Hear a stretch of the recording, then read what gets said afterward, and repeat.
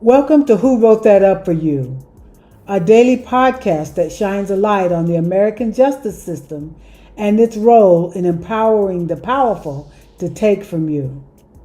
The justice system is the only branch of your government where an individual rather than the collective can make the system act for you. It puts power in the individual's hands, but it's broken and being used against you at a time when you need it most.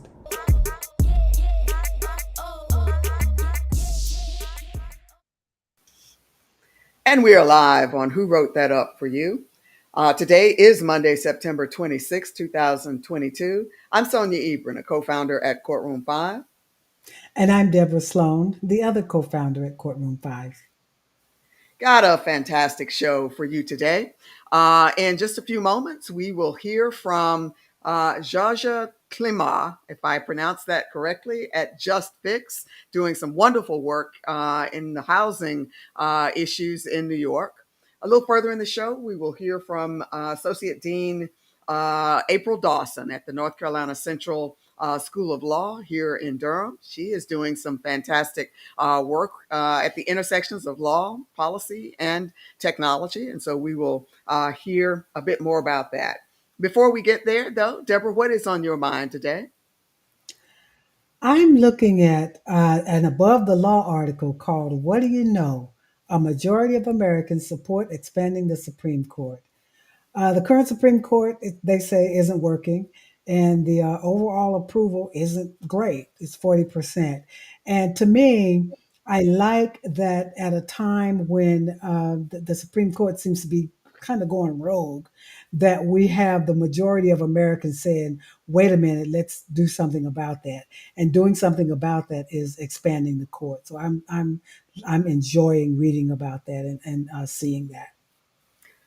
That is really encouraging. That would be a radical move, expanding the size of the court. I think, if I remember my history correctly, that's only been done once before, maybe. But it is certainly a timely move. You know, if you watch mainstream media, you might come to believe that half the country has lost its mind.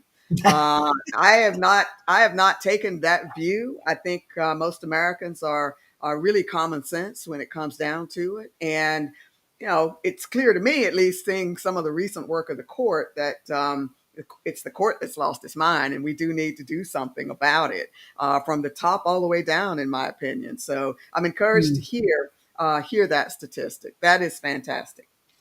Well, very good. You all know Who Wrote That Up For You is sponsored by Courtroom 5. At Courtroom 5, we believe the courts belong to the people, in particular to the people who use them. And we, the people, are coming to claim our courts. And so if you're in court without a lawyer, or you need to sue someone and can't afford a lawyer to represent you, get yourself over to courtroom5.com. Try our services on a limited basis for free and see if we can provide some relief for you. Be happy to help you there. It is my great pleasure at this time to bring on to the show Clement, if I have got that right. Jaja, we have corresponded once or twice before, and I have heard your name, but that is the North Carolina pronunciation of it, I'll tell you. And so you'll forgive me for mispronouncing it. If you would, introduce yourself and tell us a bit about what you're doing there at JustFix. Yeah, so I go by George Clement, but it's the Americanized version of a French Canadian name. But thanks so much for having me. I'm one of the co-founders of JustFix. We're a tech nonprofit based in New York City that does work around housing policy and tenants' rights, specifically helping low-income renters in New York and now in California to learn about their rights as renters and enforce their rights through supporting them in taking action directly with their landlord by reporting issues to city agencies, as well as bringing cases in housing court against their landlords. And then we do a lot of work around data analysis to inform progressive housing policy as well. That's extraordinary. I know you've been at this for some time, and you've got quite the powerful set of training and tools for folks handling various housing issues in New York. What is the geographic territory that you cover? Is it just New York City? Is it the Bronx? Is it where do you cover? Yeah, so we've been around for almost 7 years now, which is kind of incredible to think. Our home base has really been New York City. We have, with various projects, supported tenants across New York State, and we've now expanded that work to supporting tenants in Los Angeles and California more broadly. It is a little bit complicated sometimes geographically because some of the policies that we're helping folks enforce are, city by city or state by state, but they are quite local, right? Most housing policy is not at the federal level, and so we need to make sure that folks know their rights that are really specific to the locality that they're living in. And so our work has really focused in New York City and now has expanded to Los Angeles through a really fantastic community partner in LA called Sage. Excellent, excellent. That is, of course, one of the tremendous challenges of working in housing policy, particularly on rentals and evictions and that sort of thing, is that it is very local. It's hyper local. How do you manage to keep up with the rules of court and and providing services to people in those various jurisdictions? Yeah, it's a great question, and it is one of the sort of inherent challenges in the work that we're doing. Is that we're working on the one hand on issues that are very just interpersonal, right, between your landlord and you as an individual or as a household. On another level, on a policy level with the city and the state. And then on another level, you have court procedures, right? And the sort of legal system that you're working in. And so that is a big piece of what is so complicated for just your average renter to navigate all of that context, right? And so at various times, it's been really critical for us to make sure that we're communicating to our audience, all of our user base about the federal eviction moratorium, right, during COVID, or state level eviction moratoria. And then at other times, there's programs like Right to Counsel that passed in New York City, about 4 years ago. And that is only available on the city. Now that's being pushed for on the state level, but that was only available, on New York City level. And so I think a lot of that, demystifying those various policies and understanding who they apply to, is a big piece of the benefit that we can provide. But knowing your rights is only one piece of it. The next step is, how do you actually take action, right? It is empowering to understand what rights are applicable to you, but it is a really different thing. And unfortunately, there's a big gap, as you all know, between the rights that you have that are on the books and putting those into practice and enforcing them, right? Yeah. And so what we really try to support with, similar to the great work that you all do, is the vast majority of these renters are still going through this process of enforcing their rights totally by themselves, oftentimes without advocates, right? And so, we try to, as much as possible, connect folks both to legal services, right? So free attorneys, and also to community advocates. So we work very closely with networks of tenant organizers. But there's still a lot of folks that, in legal terms are pro se, right? Yeah. It's not how people would describe themselves. They'd say, I'm alone. I'm trying to figure this out myself, right? And so, we're really focused on how can we build tools to help folks, send formal letters of complaint to their landlord that really clearly identifies the issues, the repair issues in their apartment, and lays out their rights to a habitable home. or requesting their rent history from the state agency to understand whether their apartment is rent stabilized or not. Yep. The documents they need to file cases in housing court in order to take that ultimate step of bringing their landlord to court to enforce repair and harassment issues. So it is really in helping not just understanding this really, really complex ecosystem of policies that are applicable to folks, but also taking that next step and actually taking action and enforcing those rights. Fantastic. You all have done such a good job there in New York. And you're outside of New York as well. Can you give us a taste of the roadmap ahead of you the next few years? You have national aspirations. Where are you headed next? Yeah, so we recently changed our website from justfix.nyc to justfix.org. So a subtle change that indicates the fact that we're not just doing work in New York City anymore.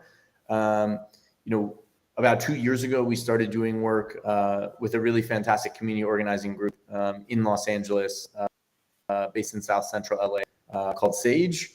They do a variety of community organizing. They're really focused on tenants' rights in particular, and we've launched some tools with them to support renters in Los Angeles to enforce their rights, and we really see that as the first test of sort of replicating the model that we've built in New York City in another context. So, I think we're excited to learn from that and see where it goes from there. Not committing to anything right now, but really excited to really learn from how we can continue to build really community-led tools and replicate the types of digital services that we've done.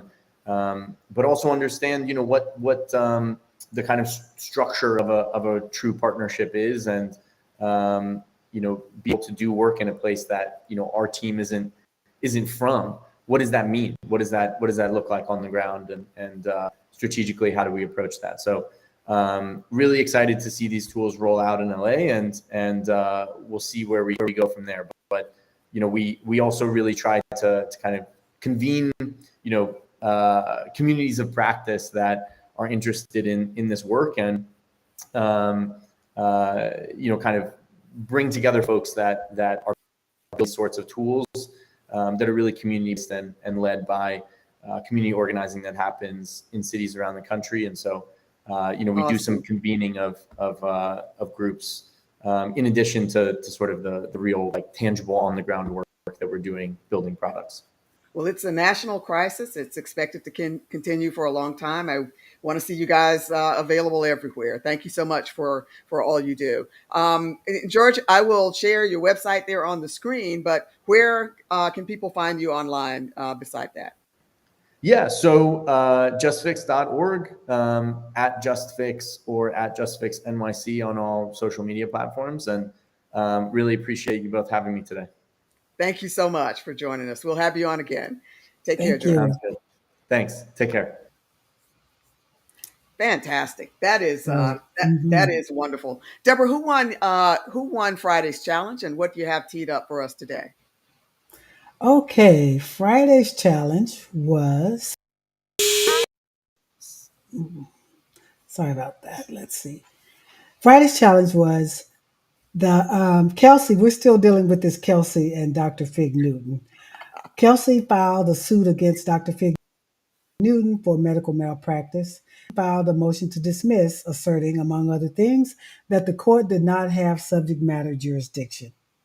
What did he mean? The quiz, the winner of the quiz is Ram S, and the answer is Dr. Newton is saying that the court in which the case was brought does not have the authority to hear the subject matter or kind of case before it. For example, you can't file a personal injury case in a case where in a court where they only deal with divorces, the subject matter of divorce. So again, the winner is Ram S. Congratulations.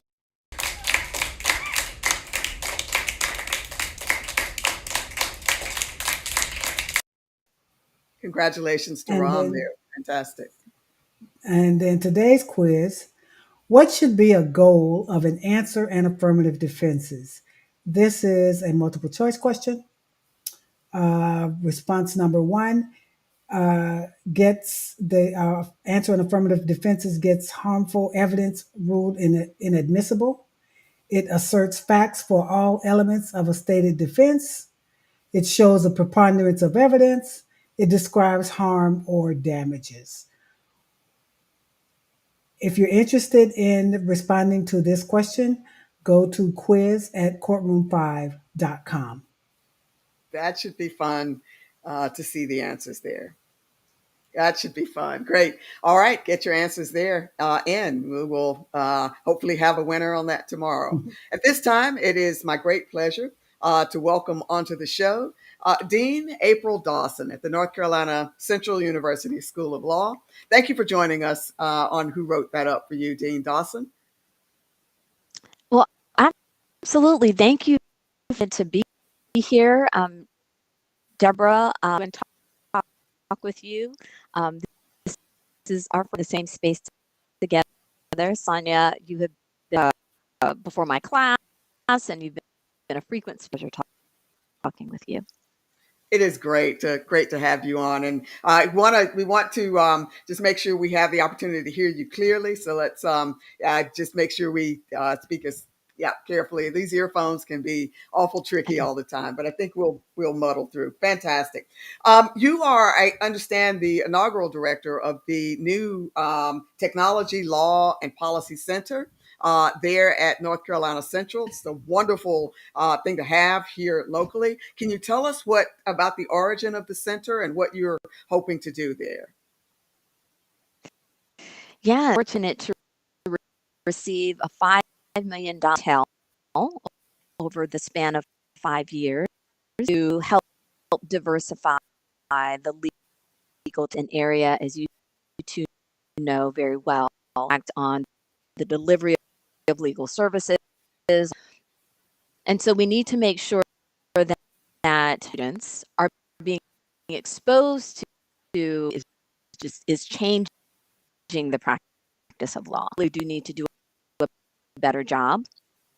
And in Intel, we decided to use a technology, law, and policy center, educating our students. We can do a better job. We can do a better job of having technology, law, and policy discussions with. So that's how it came about, and we are here of having launched that center. Students, our alums, the community, everyone. Fantastic. So if I understood you correctly, Intel is supporting the center with the $5 million grant. Just really tremendous gratitude to Intel for that. I know that you have an upcoming summit gathering people nationally to discuss some of these issues and to officially launch or move the programming forward there. Can you tell us a bit about the planned conference there? Yes. So on August 15th, we will have a summit which will bring together a country talking about areas between law and technology. So this is, but there's also an option to attend virtually. Make it to North Carolina, they can still attend. The sessions will be live streamed. Of sessions. So, for example, will be this and the law you selected to have you will be intelligence and ethical considerations, cybersecurity. We'll be talking about data. And so, whenever you're talking about technology, there's always a legal component. We want to make sure that our law students, but actually all of the law students and the legal academy have an deep discussion on these issues with the community is invited as well. Also, this summit is giving us an opportunity for so many wonderful students who have received awards related to law and technology. Excellent, excellent. And I know that you all have a special focus at North Carolina Central Law about educating your law students about the justice gap, about some of the emerging sort of technology related changes in the practice of law. Can you speak to some of the curriculum issues and issues that you try to focus on to help more people get access to justice from the lawyers that you graduate? Absolutely. And so we always start of NCCU and the mission. And so anyone that knows North Carolina Central University, in large part to provide an opportunity to be able to be educated, because segregation, we could not go to law schools or just college. And our mission, it makes sure that it learn to make sure that we have lawyers to give back to underserved community. We're talking about any aspect of whether we're talking about juvenile justice, about civil law, whether we always focus on them. And the same is true when we're talking about technology. There are a number of issues when we're impacting societies. So, for example, this, right? There are ways being used. Artificial intelligence is further marginalizing communities and creating more despair. To be involved in those conversations, and we trained and have an understanding used. So when we think about, we want to make sure that we are training up lawyers of these policy issues related. The other thing that we do is we want to make sure students and future graduates and future lawyers leverage technology so they can perform in a more efficient and accurate way. Wonderful things about technology is allows for leveling the playing field to a certain. It used to be, when I started the practice ago, technology wasn't being my own kind of small firm.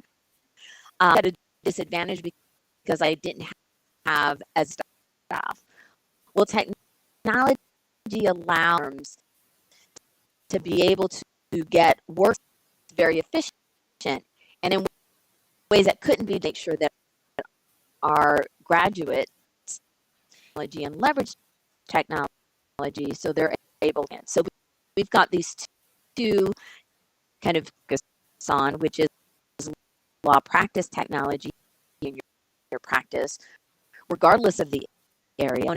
And it is, what are the emerging that lawyers need to be a part of, not used in a way that further harms marginal. Fantastic, fantastic. Thank you so much, Dean Dawson, for sharing that. I know from generations the great work that you do, that you all do at North Carolina Central Law, and we'll have you on again to discuss some of those. Happy to join the summit, the upcoming summit, as well. I will share the web address for the Tech Law Center on the screen there, but where else can people find you online? So we are the Tech Center personally is on Twitter, and so we there, so you can find us there. We also have a letter and all of our team. We will share all of that in the show notes. Thank you again, Dean Dawson. We will see you again very soon. All right. Bye-bye. All right. Fantastic.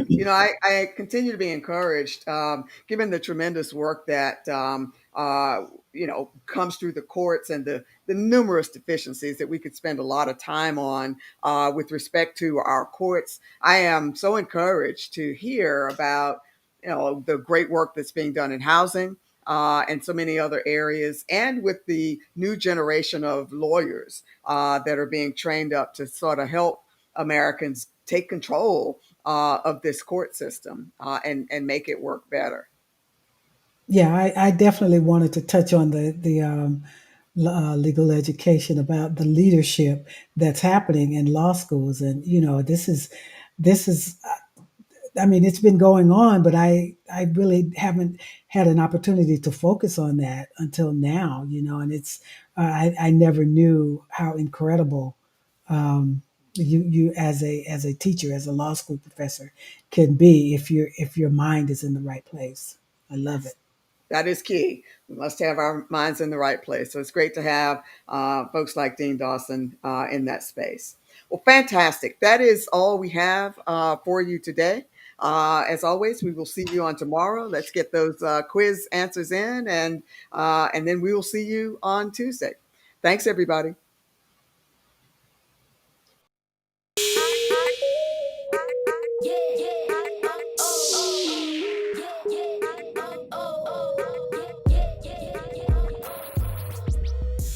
Are you feeling beleaguered, angry, or afraid, as if things are spinning out of control and you're powerless to stop them? It's easy to just let things slide and hope they don't get worse. But they often do get worse. The thing is, you're not powerless. Our courts belong to us, and their purpose is to give power to the powerless. Don't let your grievances pile up without redressing them. You can handle this in court. Or, if someone takes you to court, you can take them to school.